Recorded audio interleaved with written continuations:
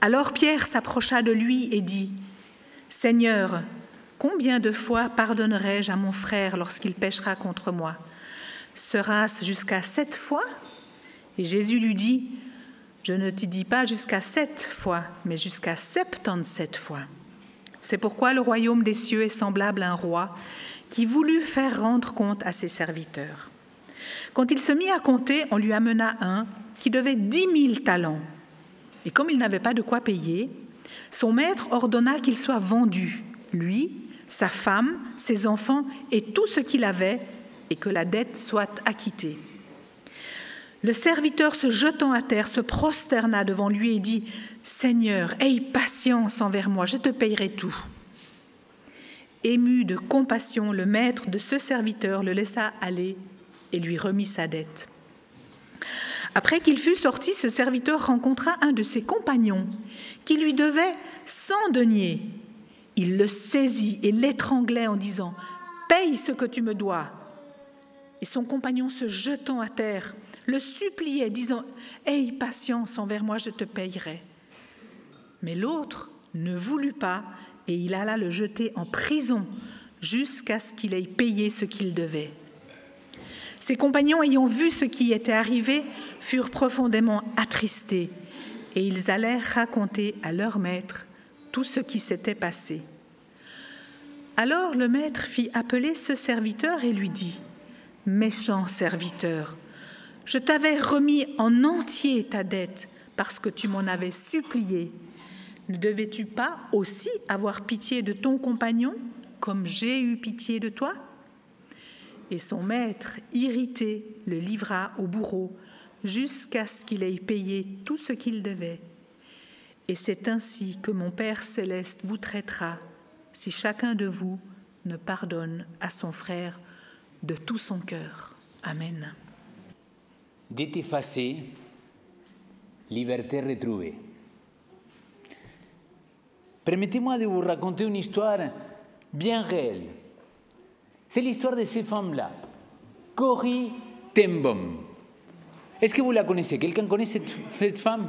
Ah, on est quelques-uns à la connaître. Peut-être vous ne le savez pas, peut-être vous le savez, Corrie, elle est la première femme à être devenue horlogère dans le pays, les Pays-Bas, en Hollande. Alors, elle était horlogère, pareil que son papa, et ils avaient une petite maison qui était aussi un atelier pendant la Deuxième Guerre mondiale. Comme vous le savez, peut-être cette femme-là, sa maison atelier, il devient un refuge dans la Deuxième Guerre mondiale pour tous les résistants, mais aussi pour tous les juifs qu'ils se faisaient persécuter. Cette femme-là, elle a eu une foi extraordinaire. Mais un jour, en février de 1944, la Gestapo, il a réussi à trouver cette cachette-là. Et cette femme-là, elle est envoyée en prison avec son père et sa sœur. Son père, quelques jours plus tard, il meurt. Et elle et sa sœur, retrouvées dans un camp de concentration, elles vont vivre ce qu'on pourrait dire que c'était l'enfer. Elle va souffrir, elle va être humiliée, elle et sa sœur. Mais toutes les deux, comme son papa, ils étaient des réformés, des chrétiens fervents, qu'ils croyaient dans la parole du Seigneur. Et donc, en cachette de tout le monde, dans ces cellules, là où il était dans le camp de concentration, il enseignait la Bible à tout ce qu'il était désireux. Il donnait des cours bibliques, il lisait la parole, malgré qu'elle risquait sa vie, elle et sa sœur. Malheureusement, sa sœur, il meurt pendant ce temps-là. Et par une erreur administrative, elle se retrouve en liberté. Et dès qu'elle a retrouvé sa liberté, que la guerre elle était arrêtée, elle a commencé à visiter toutes les églises en Allemagne pour prêcher la bonne nouvelle, pour parler de l'importance de ce que Dieu il fait. Le message qu'il donnait, permettez-moi de la citer et de vous le lire, comme ça je ne la trahis pas. Elle disait « Aucun puits n'est si profond que l'amour de Dieu ne soit plus profond encore. et son pardon est sans limite. Quelle belle phrase! Et elle continuait à prêcher cette bonne nouvelle. Dans sa bibliographie, dans son livre, elle raconte, sa bibliographie s'appelle La Cachette, c'est un des best-sellers chrétiens, si vous voulez, des histoires et des bibliographies. Elle raconte qu'à un moment, il était dans une petite chapelle, en train de prêcher, de parler justement de pardon. Et à un moment, elle voit que quelqu'un s'élève à la fin de la rencontre, et quand elle voit cet homme-là venir vers elle, elle le reconnaît tout de suite. C'était le garde de son camp de concentration. C'est lui qui l'a tellement humilié, c'est lui qui a tellement fait de mal dans sa vie. Corrie, elle dit dans ses mémoires qu'elle était glacée, qu'elle ne savait pas quoi faire. Quand elle l'a vu, elle l'a reconnu, elle était paralysée, elle ne pouvait pas bouger. Pardon pour ceux qui parlent allemand, mais elle dit, le monsieur, il se rapproche d'elle, elle dit Fräulein. C'était comme ça? Fräulein, presque. Pas mal pour un Argentin. Il a dit littéralement, quel bonheur de savoir que nos fautes sont pardonnées. Vous vient-il à l'idée de me pardonner, vous aussi? Waouh!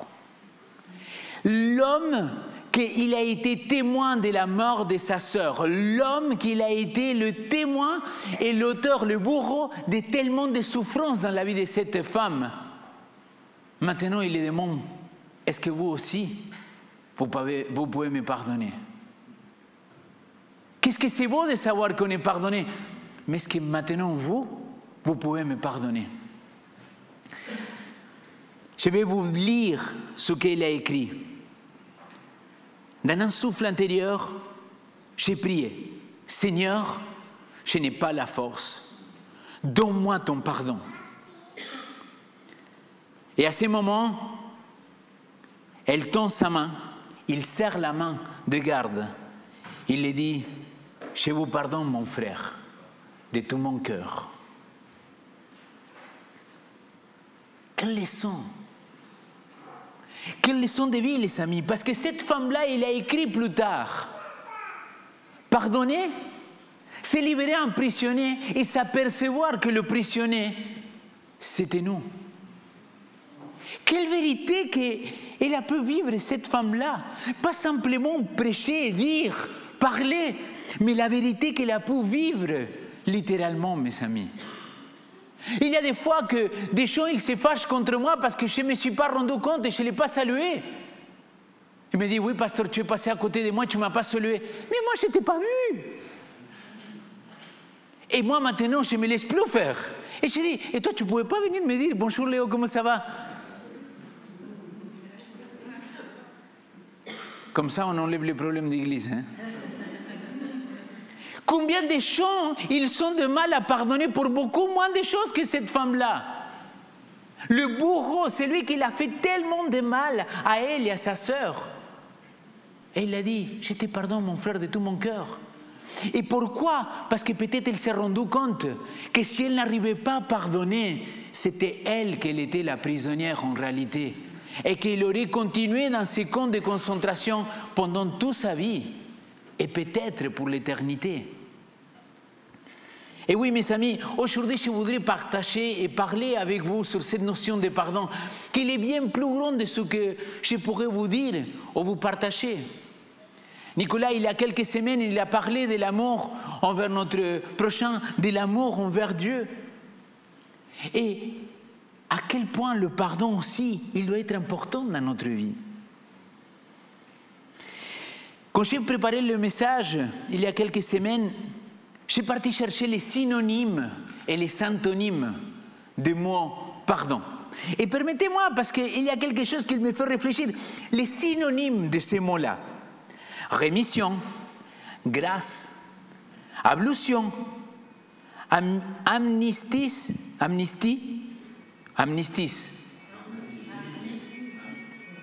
miséricorde, jubilé, indulgence. Des mots donnés par le dictionnaire français. Mais les syntonymes, aigreur, animosité, condamnation, haine, rancune, ressentiment, revanche, vengeance. Et parfois je me dis, est-ce que la vie des chrétiens, parfois elle ressemble plus à des syntonymes de pardon qu'à des synonymes de pardon? Des chrétiens qui sont complètement aigris de la vie, qu'ils sont en rancune, qu'ils sont en haine, qu'ils sont tout le temps en train de râler pour tout et pour n'importe quoi. Il y a un psychiatre, psychologue, que peut-être vous connaissez, il s'appelle Christophe André, il est très connu en tout cas en France. Il a écrit une définition de pardon que je partage à 1000% avec lui. Il dit, le pardon, c'est le choix que fait une personne blessée ou agressée de renoncer au ressentiment et à la vengeance envers son ou ses agresseurs. Il continue, il dit, il ne s'agit pas ni d'effacer, ni oublier, ni banaliser ce qui s'est passé. Pardonner, c'est déclarer de s'en libérer et ne plus en souffrir. Quelqu'un qu'il est un homme spirituel, qu'il n'est pas forcément chrétien, mais qu'il parle de ce que c'est le pardon. Le pardon, c'est un choix, ce n'est pas un sentiment, parce que si le pardon il était relié à un sentiment, ça serait impossible, les amis. Comment cette femme-là, Corrie, il a pu pardonner à quelqu'un qui l'a fait autant de mal dans sa vie? Et par contre, je ne suis pas né il y a 20 ans, malheureusement. Et je sais qu'on a tous des blessures dans notre vie. Qu'il y a toujours quelqu'un qui nous a fait de mal, quelqu'un qui nous a blessés au plus profond de notre être. Et je sais à quel point c'est difficile parfois d'avoir de bons sentiments vers cette personne-là. Mais le pardon, ce n'est pas une affaire de sentiments ni des émotions, mais plutôt une affaire de faire un choix. J'ai choisi de te pardonner. Et d'ailleurs, le mot pardon, d'où il vient ces mots-là? Le mot pardon, il vient exactement de là. Le mot latin, dans un latin tardif, c'est perdonare. Ça ressemble beaucoup à l'italien et à l'espagnol. Perdonare. Et ces mots-là, pardon, il est composé de deux choses. Le premier, per, c'est complètement, à fond. Et le mot don, donum, c'est cadeau. Je t'ai fait entièrement cadeau. Je ne te tiens pas pour responsable de, c'est fini. Et le pardon, c'est une notion complètement biblique. Et cette notion biblique, on peut la retrouver dans ces textes-là qu'aujourd'hui je voudrais partager avec vous. En réalité, il y a plusieurs textes que je vais partager. Mais si Jésus-Christ il nous parle de pardon, c'est parce que peut-être c'est possible. Regardez le texte qu'il dit, le Notre Père. Je vais vous le lire dans la Nouvelle Français courante parce que je le trouve assez extraordinaire, comme il est expliqué et exprimé ce texte-là. Il dit, Notre Père qui est dans les cieux, que chacun reconnaisse qui tu es, que ton règne vienne, que ta volonté soit faite sur la terre comme dans les cieux. Donne-nous aujourd'hui le pain dont nous avons besoin. Pardonne-nous nos torts. Et qu'est-ce qu'il dit le texte là? Comme nous pardonnons, nous aussi, à ceux qui nous ont fait de tort. Et ne nous laisse pas entrer dans l'épreuve, mais délivre-nous de mauvais. Mon ami, l'Église elle est remplie de chrétiens sincères qui viennent à l'Église pour demander pardon à Dieu. Et on est convaincu que celui qui demande pardon, Dieu il les a pardonné. Amen. Parce que là, ça veut dire que sinon vous n'êtes pas pardonné. Mais nous, on aime beaucoup chanter et parler de ces pardons divins, de comment Dieu il nous pardonne, comment il nous accueille tels que nous sommes et nous invite à cheminer ensemble. On aime parler de ces pardons divins. Mais on aime beaucoup moins parler quand Dieu nous dit, mais maintenant à ton tour, mon frère, ma sœur, pardonne aussi. Là, on a beaucoup plus de mal. Parce que là, on peut dire, oui, mais Seigneur, tu ne sais pas le mal que cette personne il m'a fait. Non, je ne sais pas. Mais Dieu le sait. Et la question, c'est là, est-ce que moi aussi, je rentre dans cette démarche-là de dire, Seigneur, comme tu m'as pardonné, moi aussi, je pardonne en retour. Mais le problème de notre Église chrétienne, de notre famille chrétienne, c'est que souvent, très souvent, on est plus sur les antonymes de pardon que sur les synonymes. Jésus-Christ, s'il nous demande de faire cela, c'est parce qu'il en était capable de faire et de pardonner.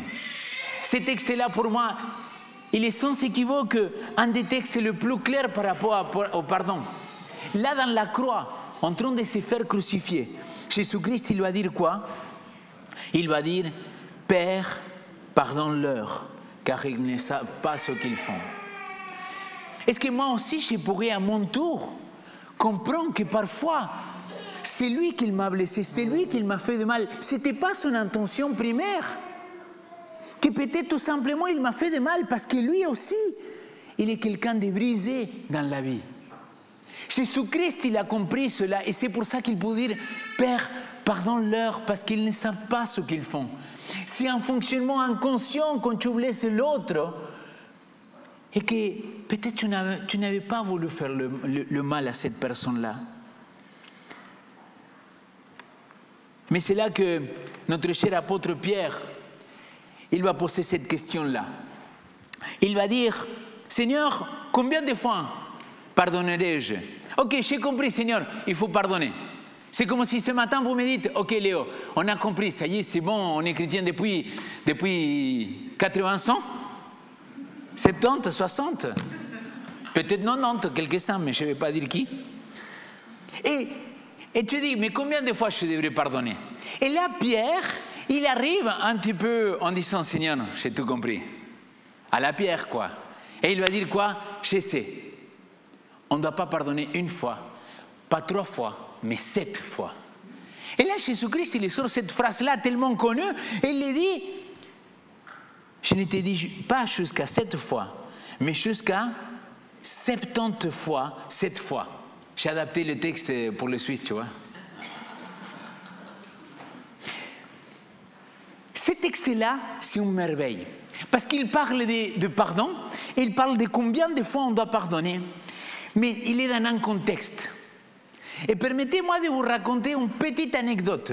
Je ne sais pas si je l'ai déjà raconté ici, mais il y a, Naomi, elle avait 3-4 ans, ma fille, il avait 3-4 ans, et vous savez, c'est cette époque de la vie des enfants qu'ils ont beaucoup de mal à dormir, ils se réveillent 40 fois par nuit, ils t'appellent.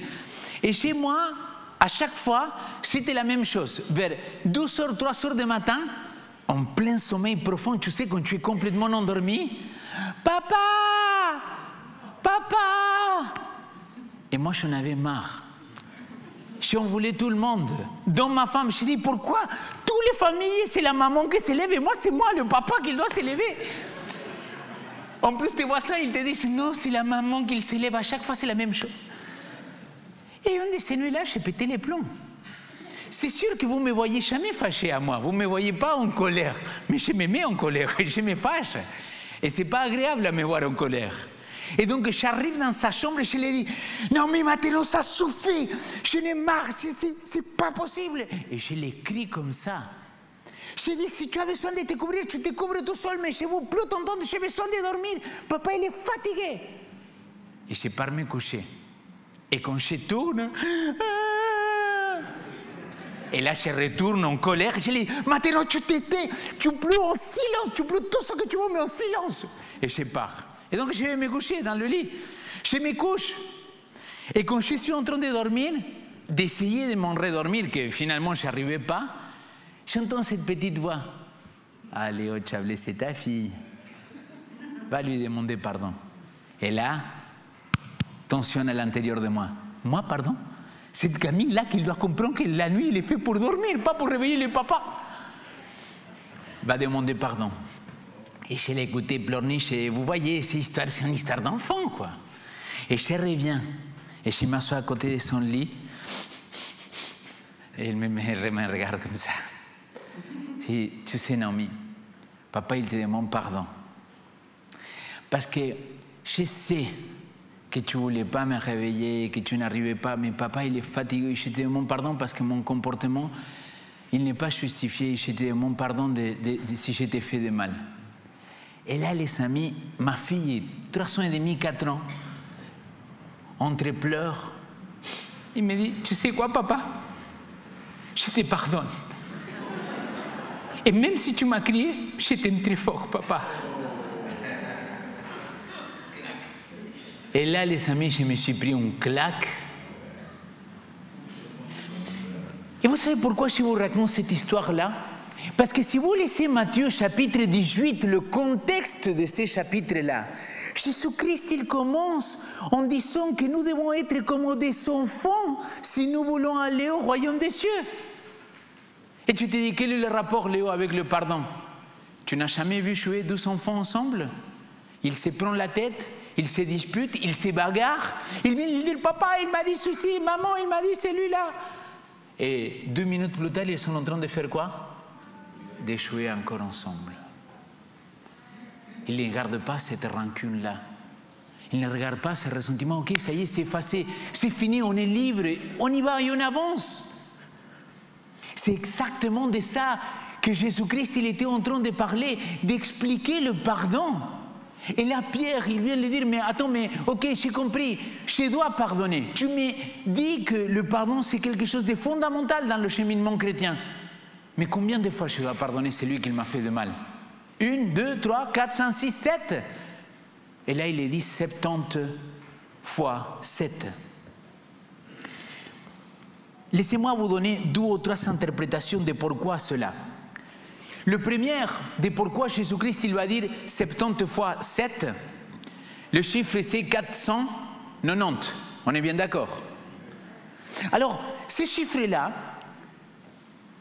ils pourraient nous faire se rappeler, et c'est un ami, Benjamin, qui m'a partagé ça quand j'ai fini de prêcher ça à Vivo.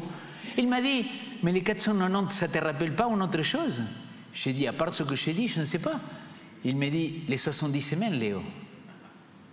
Et puis, le sacrifice sera arrêté.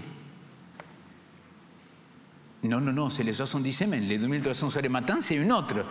Mais c'est un petit clin d'œil pour ceux qui connaissent la prophétie biblique. Mais vous savez le parallèle extraordinaire que j'ai trouvé? Les Hébreux, ils pensent que c'est super important connaître et savoir quelle est les premières fois que dans la Bible, dans le texte hébraïque, le texte il était cité, ok, il avait des parallèles. Et là, il y a un parallèle énorme avec le premier polygame. Est-ce que vous savez c'est qui le premier polygame dans la Bible? Les Mecs. Et la Mecque, il va dire quelque chose de très intéressant. Regardez, Genèse chapitre 4, verset 24 et verset 23. Le mec dit à ses femmes, Ada et Tsila, écoutez ma voix, femmes de Lémec, prêtez oreille à ma parole. J'ai tué un homme pour ma blessure et un enfant pour ma meurtrissure. Caïn sera vengé 7 fois, texte qu'il se retrouve plus tôt, et les mecs 70 fois 7. C'est super intéressant, mes amis, parce qu'il y a un petit clin d'œil.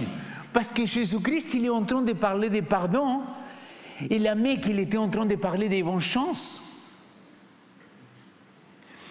Et le texte, il continue, parce qu'on pourrait parler que le 7, c'est le chiffre de la plénitude, parce que les pharisiens, à l'époque, ils disaient qu'on devait pardonner 3 fois, et après, on pouvait rester dans sa rancune. Et Pierre, il pense qu'il a la bonne réponse. Pas 3 fois, Seigneur, moi je pense 7 fois, je double la mise. Et là, Jésus-Christ, il les prend une claque.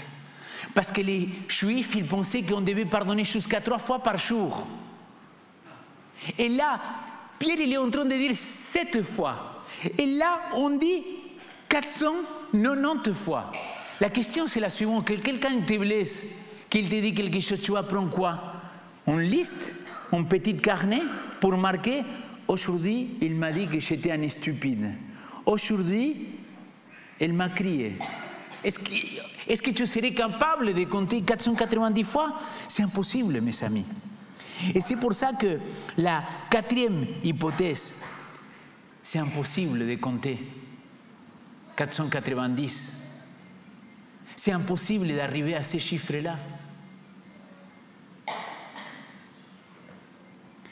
Laisse-moi te donner quelques questions, quelques réponses par rapport à pourquoi pardonner, à part ce qu'on a vu jusqu'à maintenant. La première 1, 2, 3, je vais vous donner les 3 de tout de suite. La première, c'est obéissance à Dieu. Pourquoi je dois pardonner? Si je me dis chrétien, je dis que je suis mon maître, et mon maître il dit, si vous m'aimez, vous gardez mes commandements, c'est pour obéissance à Dieu. La première raison de pourquoi pardonner, c'est parce que je dois obéir à Dieu. La deuxième raison, c'est la libération personnelle. Ce qu'il a dit, Corrie, tu pardonnes quelqu'un que finalement tu t'aperçois que le prisonnier c'était toi-même. Et troisièmement, c'est la protection spirituelle. Et je voudrais vous partager 3 textes très simples de pourquoi pardonner. Le premier texte se trouve en Éphésiens chapitre 4, verset 32. Ce texte-là, vous pouvez le suivre avec moi. Soyez bons et pleins d'affection les uns pour les autres. Pardonnez-vous réciproquement, comme Dieu vous a pardonné par le Christ. Le texte, il est simple, les amis. Paul, il nous invite à rentrer dans une dynamique de pardon. Je pense que c'était lundi qu'Isabelle, il me demande, Léo, quel va être le sujet? J'étais déjà clair, il y a plusieurs semaines que je voulais parler sur le pardon. Pourquoi? Parce que je pense que c'est un des outils que je vous avais parlé dans la boîte à outils il y a quelques mois en arrière. En disant le pardon, c'est quelque chose qu'on n'en parle pas assez, c'est quelque chose qu'on ne vit pas assez et c'est quelque chose qu'on ne met pas en pratique. Pourquoi? Parce qu'on est beaucoup plus à l'aise avec les antonymes de pardon qu'avec les synonymes. Permettez-moi de lire le deuxième texte. Ce texte-là, il dit « Chassez loin de vous tout sentiment amer, toute irritation, toute colère, ainsi que les cris et les insultes. Abstenez-vous de toute forme de méchanceté. » Quand toi, tu arrives à pardonner, tu es plus léger, mon ami. Quand tu arrives à pardonner, ton cœur, il est beaucoup plus cool. J'imagine que ça vous est déjà arrivé de te prendre la tête avec quelqu'un. Ça pourrait être ton partenaire, ça pourrait être un collègue au travail, un collègue à l'école, et que quand tu arrives chez toi, tu commences à ruminer pendant toute la nuit. Et cette dispute-là, le fait que tu n'arrives pas à lâcher et que tu n'arrives pas à pardonner, il te ôte le sommeil. Pourquoi? Parce que tu te prends la tête avec ça. C'est pour ça que quand nous, on rejette tout sentiment d'amertume, quand on dit non Seigneur, je ne veux pas rentrer dans cette démarche-là, des crises, des critiques, des jugements, je veux pardonner, je veux vivre réciproquement ces pardons-là, c'est merveilleux. Et le troisième élément, que c'était la protection spirituelle. Je ne sais pas combien parmi vous connaissez ce texte-là, mais je le trouve extraordinaire. Se retrouve en 2 Corinthiens chapitre 2, versets 10 et 11. Le texte dit, quand vous pardonnez une faute à quelqu'un, je lui pardonne aussi. D'ailleurs, si je pardonne pour autant que j'ai eu à pardonner quelque chose, je le fais pour vous, devant le Christ. Et là, le texte il dit, afin de ne pas laisser à Satan prendre l'avantage sur nous. Nous connaissons en effet fort bien ses intentions. Pourquoi le pardon, c'est une protection spirituelle? Parce que tant que tu es dans la rancune, dans l'amertume, dans la haine, dans la colère, c'est les fruits de la chair, Galates chapitre 5. Et ce n'est pas les fruits de l'esprit. L'amour, la paix, la joie, la paix, la patience, la bonté, la bienveillance, la foi, la douceur, la maîtrise de soi. Et donc je suis en contradiction avec ce que l'esprit il voudrait produire en moi. Pourquoi? Parce que je suis dans l'irritation, dans la colère, dans l'énervement, dans l'amertume. dans le non-pardon. Et comment je suis dans le non-pardon, je ouvre la porte à l'ennemi. Et je donne l'avantage à cet ennemi-là parce que je n'ai pas voulu pardonner. Non, pasteur, c'est que je n'ai pas pu pardonner. Non, mon ami. Le pardon, si tu peux le vivre, et si Dieu te demande de le vivre, c'est que c'est un choix et que tu as la possibilité de pardonner. J'ai choisi de pardonner. Laissez-moi vous donner un bonus track. Cet texte-là, il se trouve dans un livre qui s'appelle Le Libérateur. Pourquoi Jésus nous demande-t-il de pardonner? Parce que tant que vous ne êtes pas débarrassé de votre colère et de votre haine, cette personne continue à vous faire du mal. Personne ne peut faire tourner les pendules à l'envers et changer le passé. Mais vous pouvez vous en libérer. Vous pouvez faire cesser la douleur. Mais il n'existe qu'un moyen, pardonner. Les amis, j'arrive à la fin de mon message. Et dans mon pardon, dans ma conclusion de pardon, il reste des questions à répondre. Et je ne vais pas les répondre aujourd'hui. Tout simplement parce que je n'ai pas le temps et parce que je voudrais le faire ça dans une 12e prédication.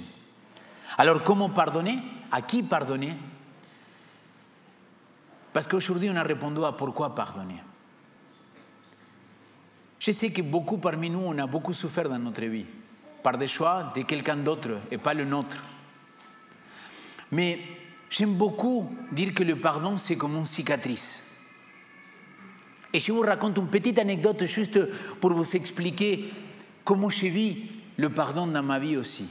Loin de vivre des atrocités comme Corrie, loin de vivre des atrocités comme tellement résilients dans ce monde-là, je pense que chacun de nous, on a eu quelque part notre cœur brisé, notre esprit brisé, notre être tout entier brisé. Et parfois, c'est quelqu'un qui nous a fait ce mal-là. Parfois, c'est nous-mêmes qu'on s'est fait ce mal-là.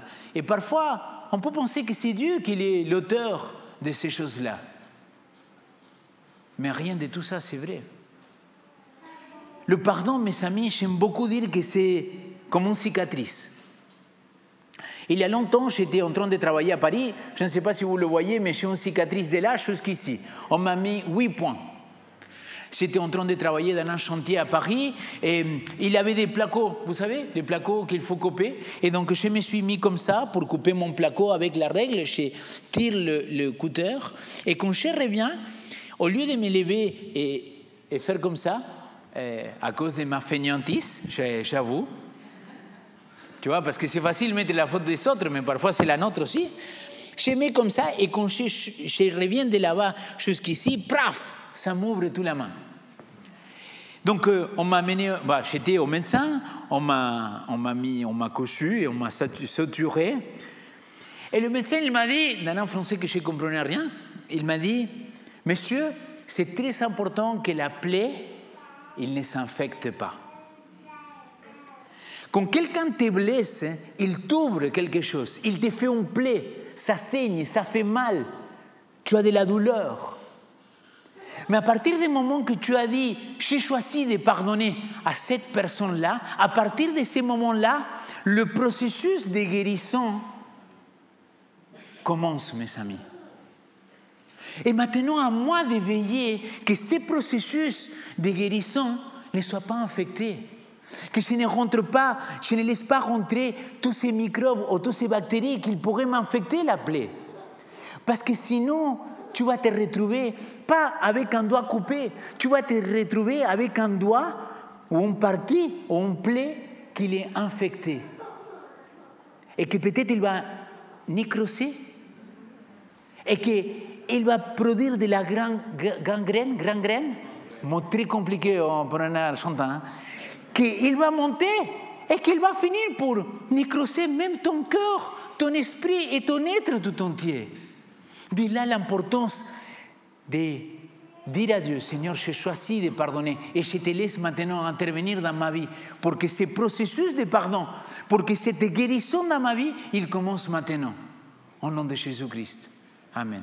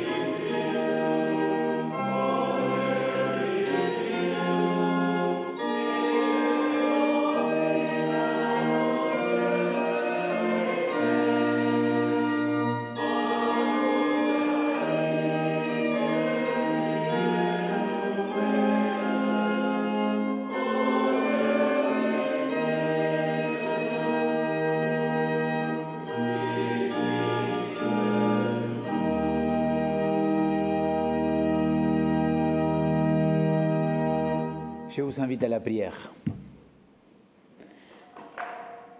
Notre Père, toi qui es dans les cieux, ce matin, Seigneur, je ne voudrais pas te demander ni dire « aide-nous à pardonner, Seigneur », parce que je suis convaincu que tu nous aides depuis très longtemps, Seigneur. Mais je voudrais te demander que ton Saint-Esprit vienne nous rend conscients à quel point le pardon, c'est une démarche, c'est un choix qu'on a besoin d'entreprendre avec toi, Seigneur. Père, c'est vrai que je ne suis pas conscient peut-être de la souffrance de mes frères et de mes sœurs, mais je suis conscient de quelque chose,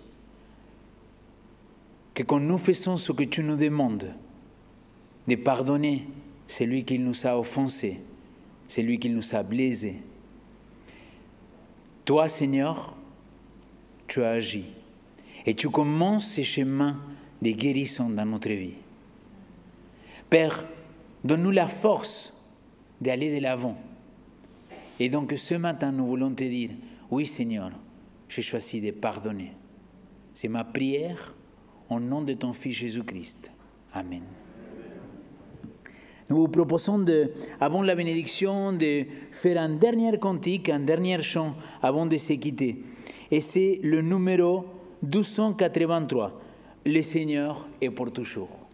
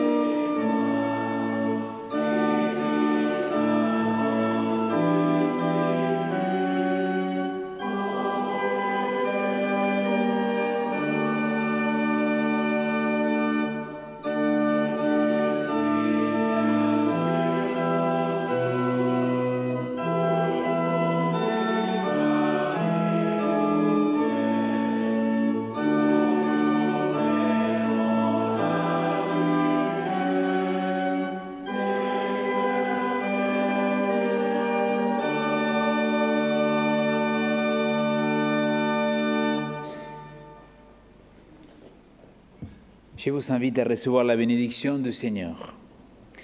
Que la paix et l'amour soient accordés aux frères avec la foi de la part de Dieu le Père et du Seigneur Jésus-Christ. Que la grâce soit avec tous ceux qui aiment notre Seigneur Jésus-Christ dans l'impérissable. Amen.